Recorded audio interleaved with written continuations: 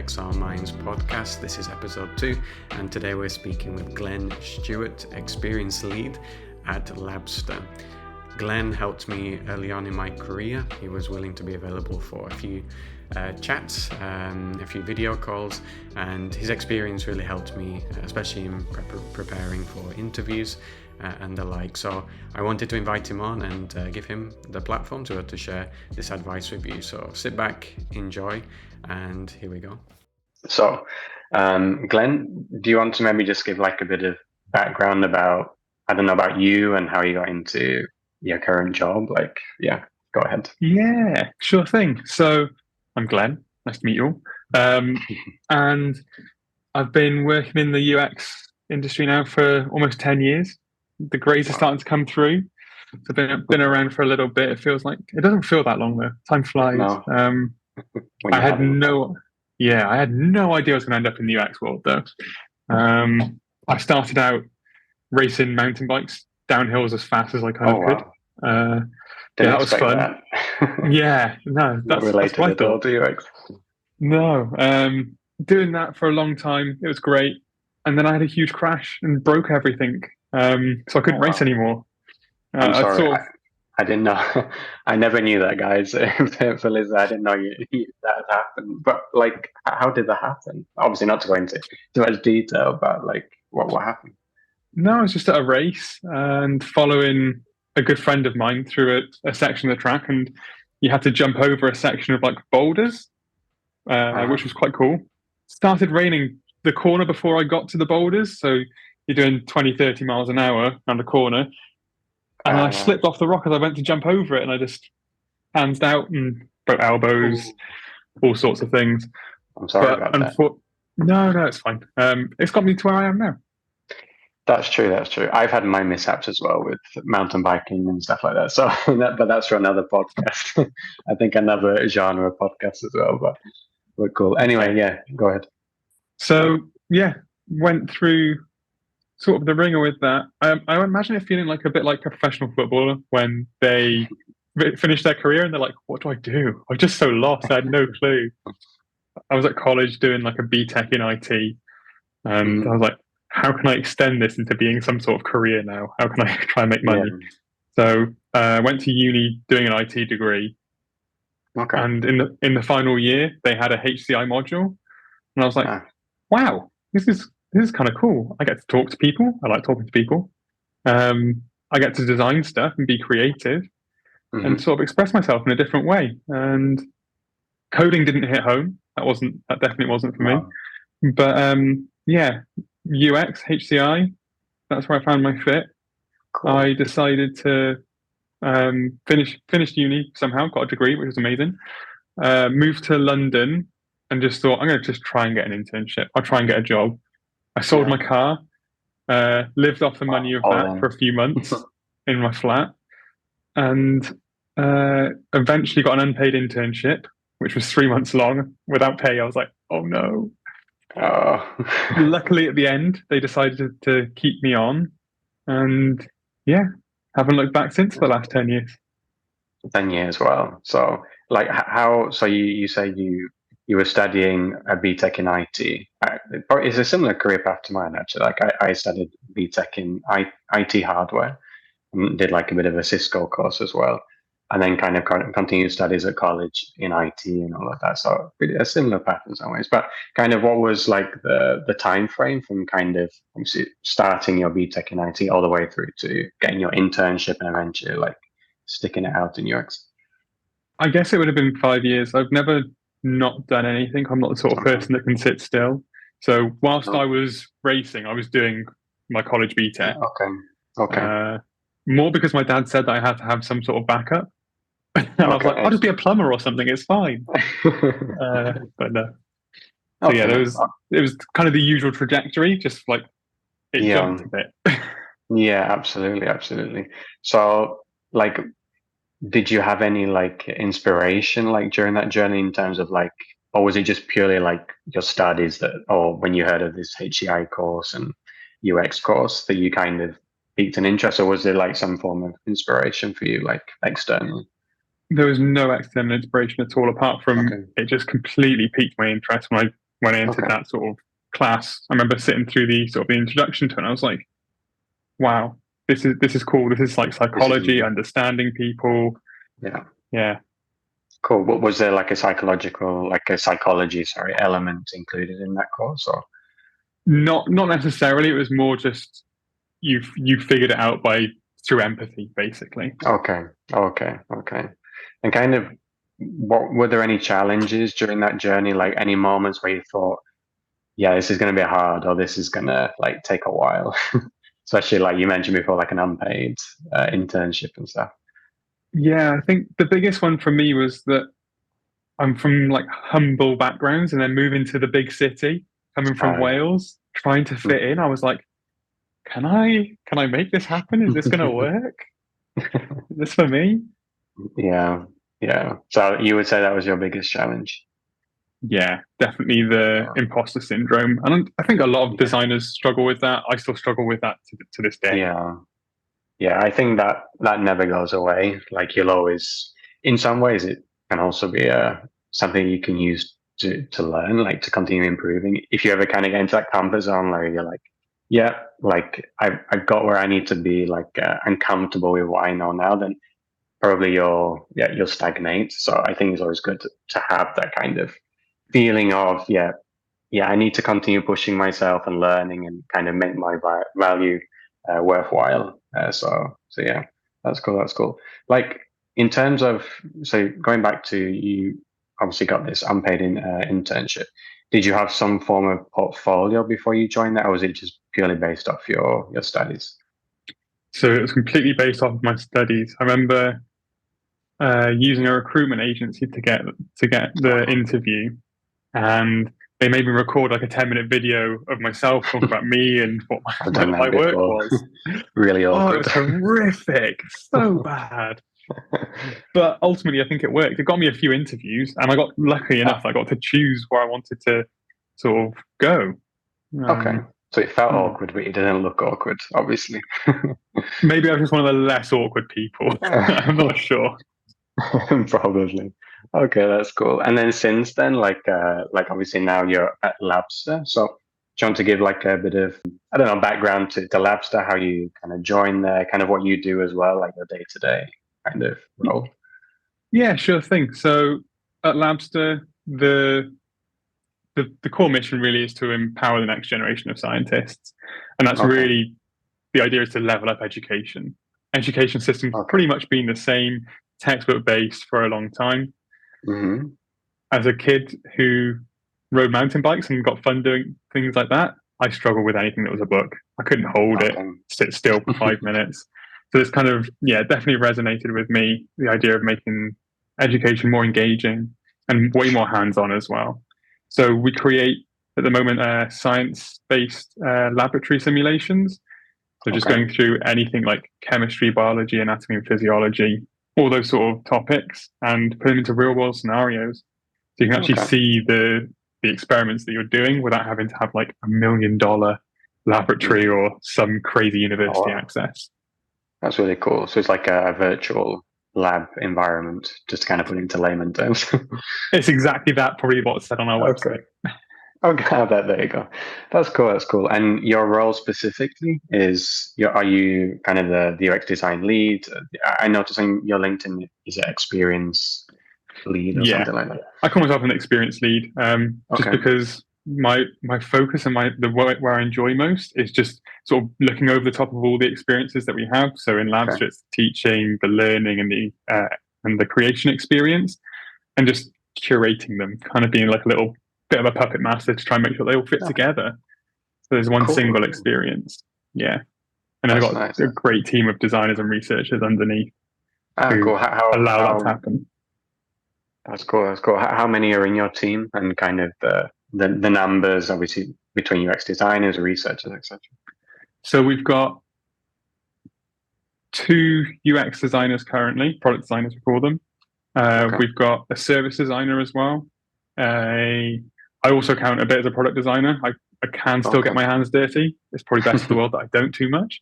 Um, but yeah, no. Then we've got two UX researchers as well, a senior and a mid-level. Okay.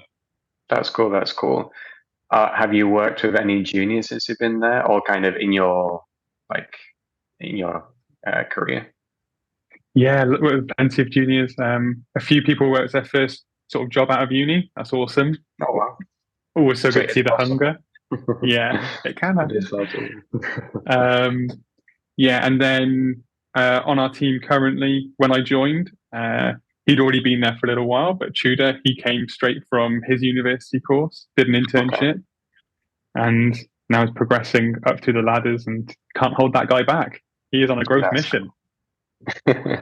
That's cool. That's cool. Yeah. So it is possible. It is possible to enter even as a junior. There are junior roles out there.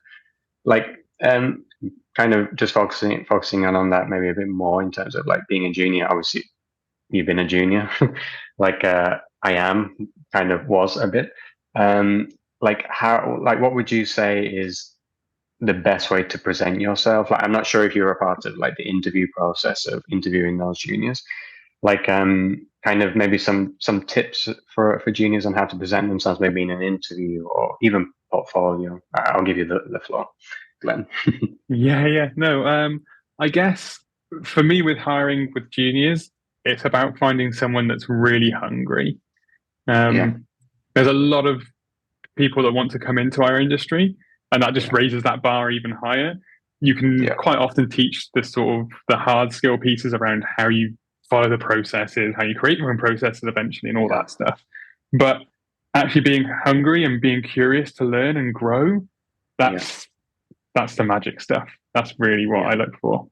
How do you think, or maybe as you as a junior as well in your time, how did you kind of demonstrate that in an interview or in your kind of, I don't know, day to day life? Because obviously, if you're a junior, you're looking or you're trying to enter the field, you're looking for a job, you're maybe doing your portfolio. Like, how can you show that you are eager and you want to learn?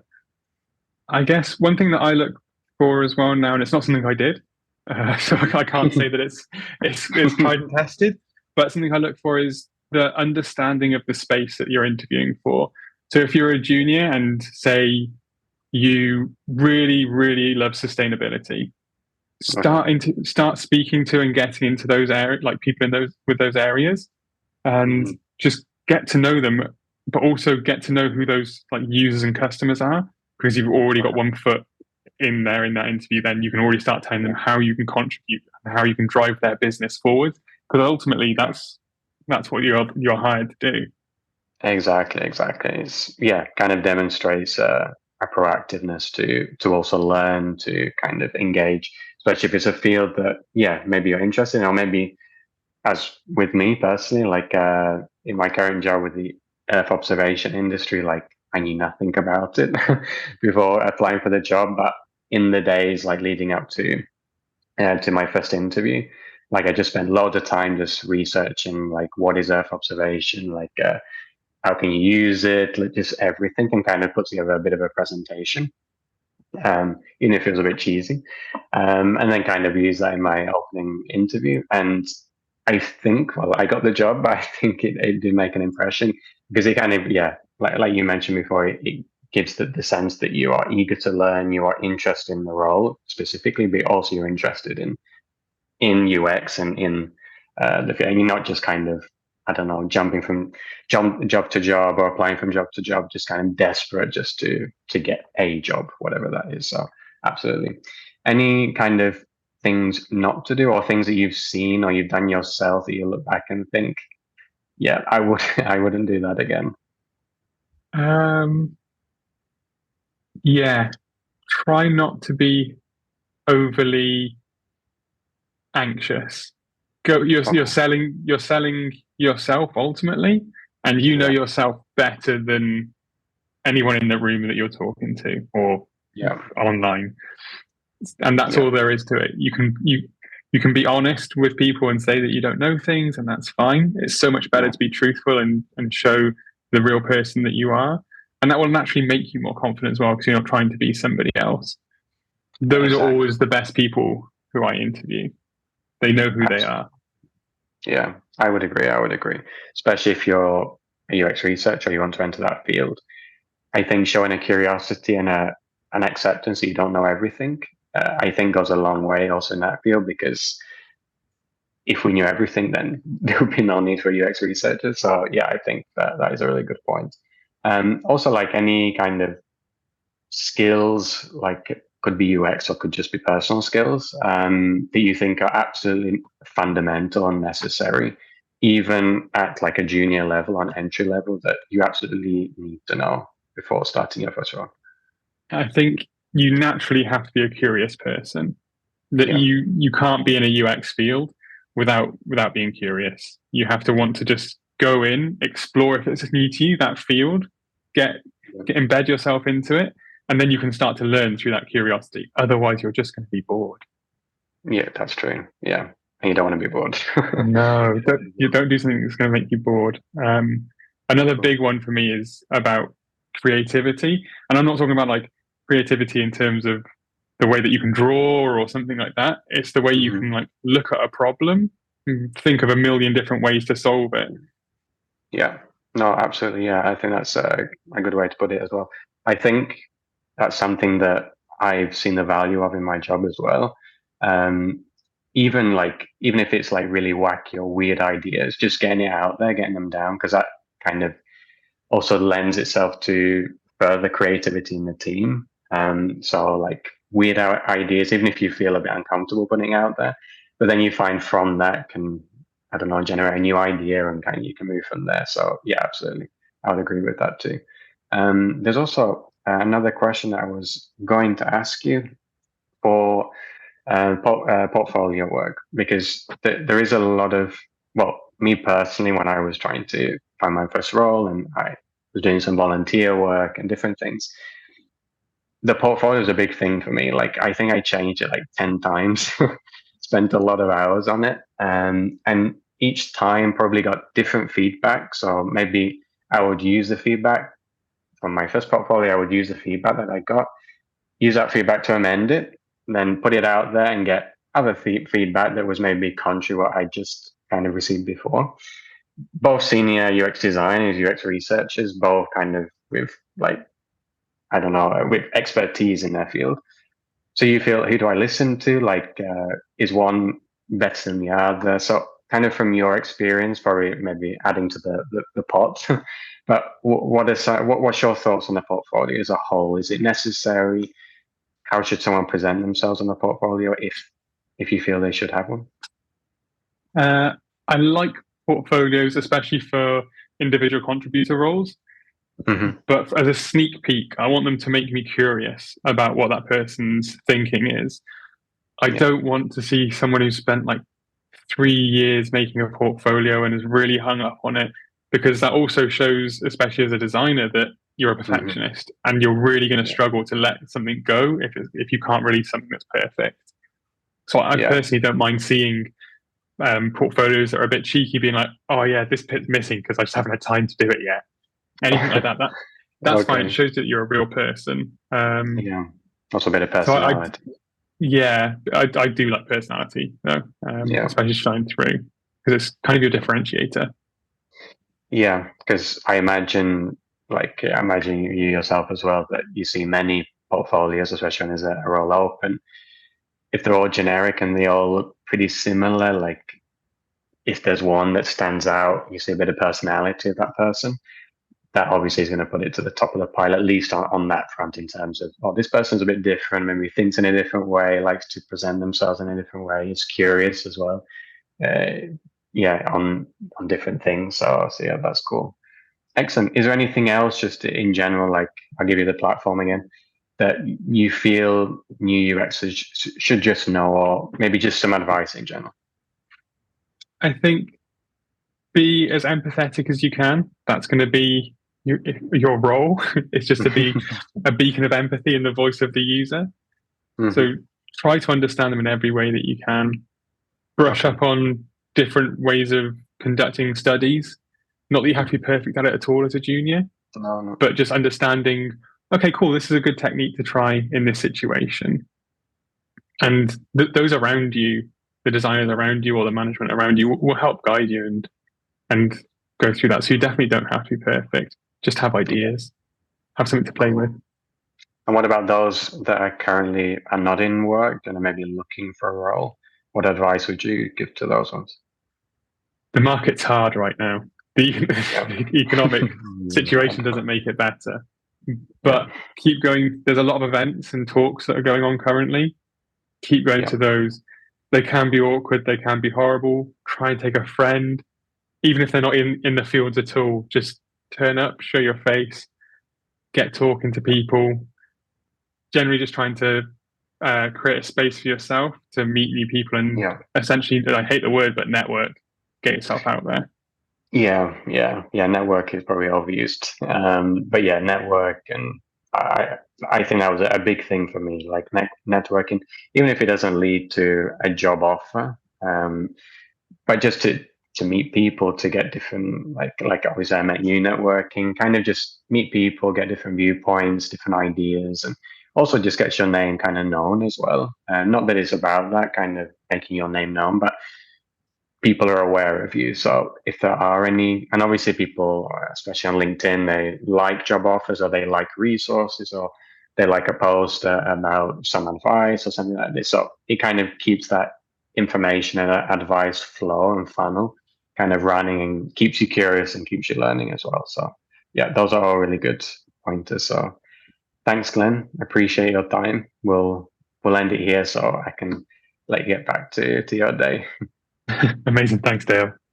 Cool. No worries. So we'd like to thank Glenn for joining us on the podcast on UXR Minds, and just sharing a bit of his experiences of how he broke into the field, and give a few tips to you guys who are just starting out. So thank you again to Glenn. Please subscribe and follow this podcast. I want to reach as many people as possible and help as many people as possible. So we're on Amazon Music, we're on Google Podcasts, wherever you listen to your podcasts. So enjoy, and we'll be back soon with episode 3, so stay tuned.